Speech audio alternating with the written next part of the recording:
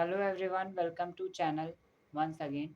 आज के इस वीडियो में हम पेस्ट रेजिस्टेंट टोबैको प्लांट यानी biotechnology principle in biotechnology application in agriculture के नेक्स्ट पार्ट में आ रहे हैं। Pest resistant tobacco plant. Yes, तो विदाउट एनी डिले स्टार्ट करते हैं अपना topic. Pest resistant tobacco plant, इसका मतलब ये है कि हमारे पास एक जो टोबैको का प्लांट होता है यानी तंबाकू का पेड़, तो उस पे कोई पेस्ट लगता होगा यानी कोई ऑर्गेनिज्म होगा जो कि उस टोबैको के प्लांट को इन्फेक्ट करता होगा, नुकसान पहुंचाता होगा। तो उसी टोबैको प्लांट को हम पेस्ट से रेजिस्ट करेंगे, पेस्ट से बचाएंगे। देखिए, हम यहाँ पे जो मेथड यूज़ करते हैं उस मेथड के बहुत सारे नाम हैं, जैसे RNAi, RNAi, RNA interference, mRNA silencing, anti sense RNA technology और जीन साइलेंसिंग। बहुत सारे नाम हैं। इस ये तभी समझ आएंगे जब हमें पूरा टॉपिक क्लियर हो जाएगा। ठीक है, तो अब हम आगे बढ़ते हैं अपने टॉपिक की तरफ। हमारा ये टॉपिक है कि जीन साइलेंसिंग। अगर मैं बात करूं जीन साइलेंसिंग की, जीन साइलेंसिंग या जीन सब्ट्रैक्शन बोलते हैं इसको। जीन एडिशन कब बोलते हैं? जैसे हमने बीटी कॉटन के केस में पढ़ा था, किस तरीके से हमने कॉटन बॉलवॉर्म से अपनी कॉटन के प्लांट को बचाने के लिए बैसिलस थ्यूरेनजेनेसिस से प्रोड्यूस होने वाले टॉक्सिक जीन को हमने उससे एक्सट्रैक्ट करके अपने कॉटन के प्लांट में डाल दिया, जिससे कॉटन बॉलवर्म जब उसे फीड करेगा तो वो मर जाएगा, है ना। तो यहाँ पे हमने जीन को ऐड किया है, कहाँ? अपने कॉटन बॉलवर्म, अपने कॉटन के प्लांट में। यहाँ हम जीन सब्ट्रैक्ट करेंगे, यानी अब हम यहाँ पे जीन हटाएंगे। ठीक है, अब कहाँ से हटाएंगे वो आगे समझ आएगा। जीन सब्ट्रैक्ट, जीन साइलेंसिंग का मतलब होता है किसी स्पेसिफिक जीन को अगर हम एक्सप्रेस होने से रोक दें। मतलब ये जनरल सा हमें पता है अकॉर्डिंग टू सेंट्रल डोगमा कि जीन से प्रोटीन बनेगा। यस, जीन से पहले एमआरएनए बनेगा, स्वाभाविक सी बात है, फिर प्रोटीन बनेगा, वही बात है। तो अगर मैं इस जीन से प्रोटीन को ना बनने दूं तो इसका ये मतलब है कि मैं जीन को एक्सप्रेस नहीं होने दे रहा। तो वही जीन को एक्सप्रेस नहीं होने देना है, उसी को जीन साइलेंसिंग बोलते हैं। अगर मान लीजिए ये कोई जीन है जो किसी स्पेसिफिक कैरेक्टर के लिए कोड करता है, कोई स्पेसिफिक कैरेक्टर के लिए प्रोटीन बनाता है, और अगर ये प्रोटीन बनाने में असफल रहे तो हम बोलेंगे यहाँ जीन सब्ट्रैक्शन हुआ है, जीन साइलेंसिंग हुई है। ठीक है, क्योंकि वो एक्सप्रेस नहीं कर पा रहा। अब जीन साइलेंसिंग के दो मेथड हैं, या तो हम नॉकआउट ऑफ जीन कर दें या इनएक्टिवेशन कर दें। नॉकआउट का मतलब है कि हम उस जीन के सेगमेंट को किसी भी हालत से उस डीएनए से, उस सेल से हम बाहर कर दें, उसको जीन को ही हटा दें, उस स्पेसिफिक जीन को ही हटा दें। तो जब जीन ही हट जाएगा तो जीन से प्रोटीन कहाँ बनेगा, प्रोटीन से कैरेक्टर कहाँ आएगा। दूसरा मेथड है हम इनएक्टिवेशन ऑफ जीन। जो स्पेसिफिक जीन है जो किसी चीज के लिए कोड कर रहा है, जिस प्रोटीन के लिए, तो हम उस जीन को इनएक्टिव कर दें। मतलब उसको ऐसा बना दे कि अब वो जीन अगर कोड भी कर रहा है तो हमें वो प्रोटीन नहीं मिल पा रहा। तो इस मेथड में हम ये इनएक्टिवेशन ऑफ जीन वाला कॉन्सेप्ट यूज करेंगे। ठीक है, अभी तक ये पढ़ा हमने कि tobacco resistant plant, pest resistant tobacco plant अपन को बनाना है, क्योंकि टोबैको के प्लांट में एक पेस्ट है, कोई भी पेस्ट है, अभी नाम आएगा, वो उसको इन्फेक्ट कर रहा है। तो हमको उस टोबैको प्लांट को बचाना है। उसको बचाने के लिए उस पेस्ट को अपन को क्या करना पड़ेगा? रोकना पड़ेगा। और उसको रोकने के लिए हम पेस्ट के किसी जीन में इन्फेक्शन कुछ ऑल्टर करने वाले हैं, उसी को समझना है। जीन साइलेंसिंग का मतलब होता है जब हम किसी स्पेसिफिक जीन को एक्सप्रेस होने से रोक दें। जीन साइलेंसिंग दो तरीके से हो सकता है, नॉकआउट ऑफ जीन यानी अगर हम जीन को ही रिमूव कर दें, या तो हम इनएक्टिवेशन ऑफ जीन या जीन को इनएक्टिव कर दें। ठीक है, अब थोड़ा सा यहाँ पे बात आते हैं, ये कॉन्सेप्ट है। ठीक है, तो ये कॉन्सेप्ट है, अगर ये समझ आ गया तो बाकी कहानी सब समझ आ जाएगी। कॉन्सेप्ट ये है कि एक नेमेटोड है, एक राउंड वर्म है। ठीक है, मिलॉइडी गाइनी इनकॉग्निशिया नाम का।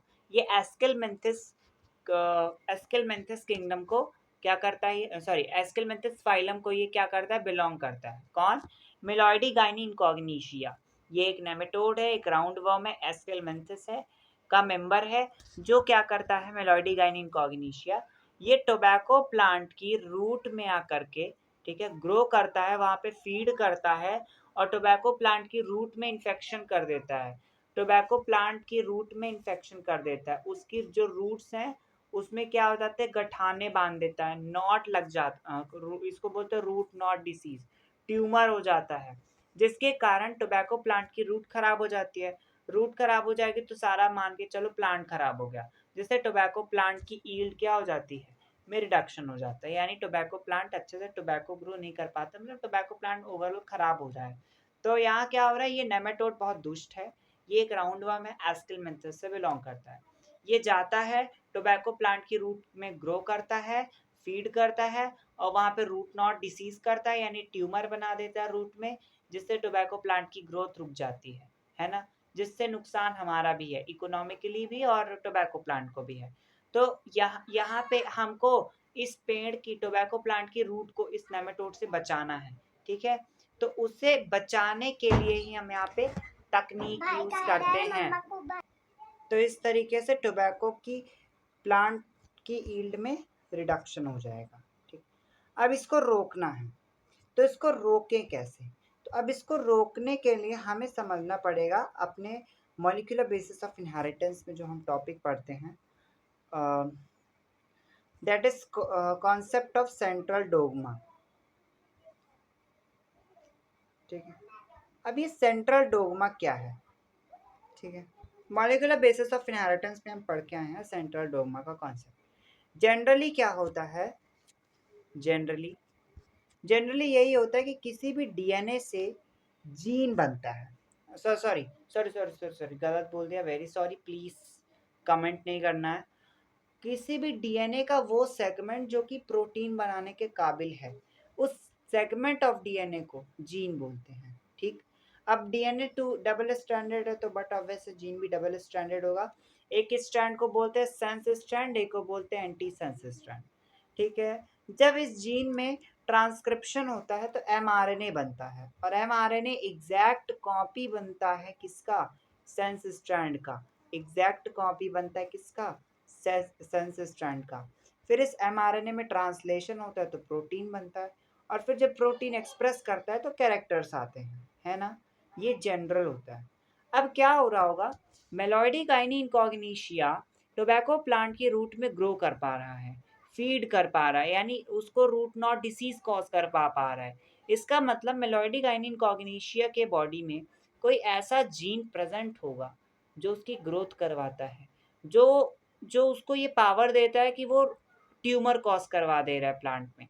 तो अगर हम उसके उस नेमेटोड के उस जीन को अगर हम क्या कर दें, डिस्ट्रॉय कर दें, या किसी भी हालत तरीके से उस नेमेटोड के उस जीन को साइलेंट कर दें, मतलब अगर उस नेमेटोड के उस स्पेसिफिक जीन को, जो जीन रिस्पॉन्सिबल है टोबैको प्लांट की रूट में डिसीज करवाने के लिए, या नेमेटोड की टोबैको प्लांट की रूट में ग्रोथ करवाने के लिए, उस जीन को, नेमेटोड के जीन को अगर हम साइलेंस कर दें, मतलब रोक दें प्रोटीन बनाने से, है ना, तो प्रोटीन नहीं बनेगा, तो कैरेक्टर नहीं आएगा, मतलब ग्रोथ नहीं होगी नेमेटोड की, या कोई भी डिसीज कॉज नहीं होगी, कहाँ, टोबैको प्लांट में।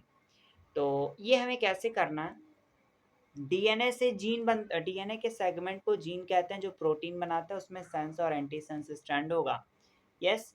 अब यहाँ पे अगर मैं बोलूँ एमआरएनए सेंस स्ट्रैंड है किसका, किसका किसका किसका, नेमेटोड का। अब हम किसी भी हालत में कैसे भी, अगर हम बाहर से यहाँ पे टोबैको प्लांट के अंदर एंटी सेंस एमआरएनए प्रोवाइड कर दें, है ना, उसका खुद का एमआरएनए है जो कि सेंस स्ट्रैंड है, एकदम इसका कॉम्प्लीमेंटरी वाला अगर हम एंटी सेंस एमआरएनए प्रोवाइड कर दें, तो टोबैको प्लांट की रूट में दोनों ही कॉम्प्लीमेंट्री होने की वजह से आपस में हाइड्रोजन बॉन्ड के थ्रू जुड़ जाएंगे, डबल स्टैंडर्ड आरएनए बन जाएगा। डबल स्टैंडर्ड आरएनए से कभी ट्रांसलेशन नहीं होता तो प्रोटीन नहीं बनेगा, तो कैरेक्टर नहीं आएगा, और कैरेक्टर नहीं आएगा दैट मीन्स ग्रोथ नहीं होगी, या रूट नॉट डिसीज नहीं होगी, यस, या अंडरस्टूड। तो ये क्या है, एक तरीका है। अपन यहाँ पे क्या करने वाले हैं, किसी भी हालत में, है ना, टोबैको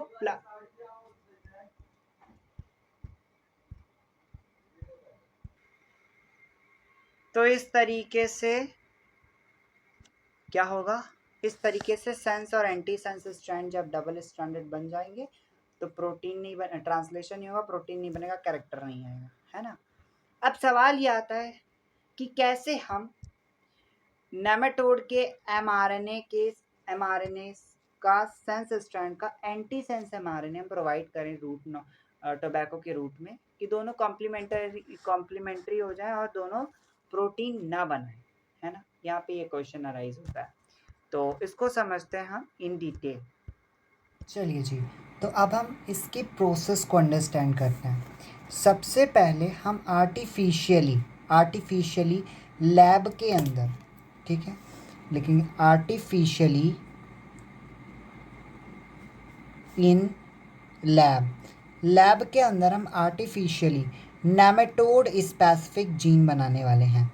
नेमेटोड स्पेसिफिक जीन बनाने वाले हैं, मतलब ये वही जीन होगा जो नेमेटोड की ग्रोथ कर रहा होगा, ठीक है, ठीक है। हम एक ऐसा जीन बनाने वाले हैं, ठीक, डीएनए बनाने वाला जीन। हम ये किस तरीके से बनाएंगे, तो हम या तो किसी दूसरे नेमेटोड से एक्सट्रैक्ट कर लेंगे, या तो हमको उसके कोड्स वगैरह हमको पता होंगे, तो अपन आर्टिफिशियली इसको एकदम नेमेटोड के पास जो ग्रोथ वाला जीन होता है उसकी कॉपी बना लेंगे, ठीक है। अब क्या होगा, हम इसका क्या यूज़ करेंगे, लेट्स सी। पहले तो हमने सबसे पहले स्टेप में हमने क्या किया, आर्टिफिशियली लैब में नेमेटोड की ग्रोथ वाला करवाने वाले जीन का कॉपी डीएनए बना लिया।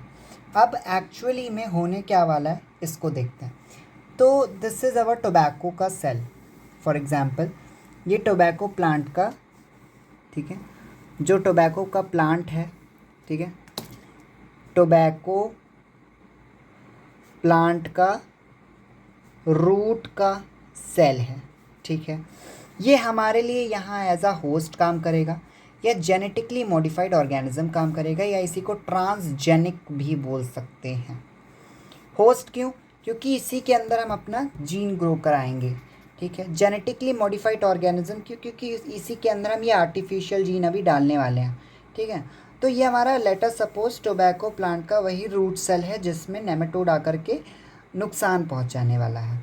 तो मान लेते हैं कि नेमेटोड आएगा कुछ समय बाद, उसके आने से जस्ट पहले, इन द सेंस कि हम बहुत समय पहले ही इस टोबैको प्लांट के रूट सेल में आर्टिफिशियल बनाया हुआ नेमेटोड स्पेसिफिक जीन इसके अंदर डाल देंगे, ठीक। अभी नेमेटोड नहीं आया हुआ है, अभी ये रूट सेल सुरक्षित है, अभी कोई भी इन्फेक्शन नहीं हुआ है। उसके पहले ही हमने नेमेटोड का वो ग्रोथ करने वाला जीन का कॉपी बनाया आर्टिफिशियली और इसको टोबैको प्लांट सेल में डाल दिया है, ठीक है। यहाँ पे जो वेक्टर यूज़ होगा, या तो हम उस यूज़ कर सकते हैं TI plasmid of agrobacterium tumefaciens, जो हम पिछले चैप्टर में पढ़ के आए हैं, या तो हम इसमें यूज़ कर सकते हैं वायरस विथ आरएनए जीनोम, एक ऐसा वायरस जिसका जो जीनोम है वो आरएनए हो।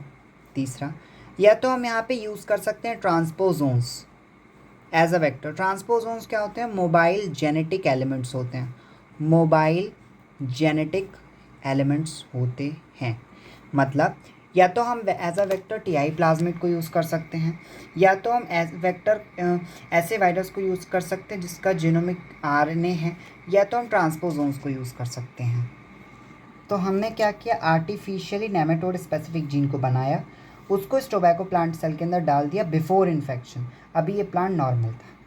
जब इसको हमने टोबैको प्लांट के अंदर डाला, ठीक है, टोबैको की रूट में हमने डाला, तो ये जो नेमेटोड स्पेसिफिक डीएनए है, ठीक है, तो वही इसके पास एक स्ट्रैंड होगा, इसका सेंस स्ट्रैंड होगा, वही इसके पास इसका एक एंटी सेंस स्ट्रैंड होगा, ठीक।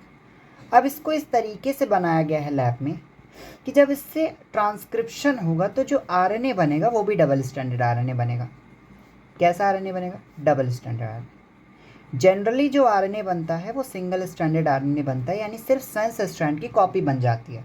यहाँ पे हमने इसको ऐसा बनाया है आर्टिफिशियली कि इसके सेंस की भी कॉपी बन जाती है, साथ ही साथ एंटी सेंस की भी कॉपी बन जाती है। ये हमने लैब में आर्टिफिशियली बनाया है, कैसे बनाया जाता है उसमें अपन को नहीं जाना। अब ये डबल स्ट्रैंडेड आरएनए को ऐसा बनाया, डबल स्ट्रैंडेड डीएनए को ऐसा बनाया गया है कि डबल स्ट्रैंडेड आरएनए बनाएगा, सिंगल स्ट्रैंडेड नहीं बनाएगा। ठीक, अब यहाँ पे, ठीक है, अब यहाँ पे क्या हो रहा होगा, यहाँ पे एक एंजाइम आता है। अब ये एंजाइम कहाँ से आता है, प्रेजेंट होता है। एंजाइम का नाम है डाइसर।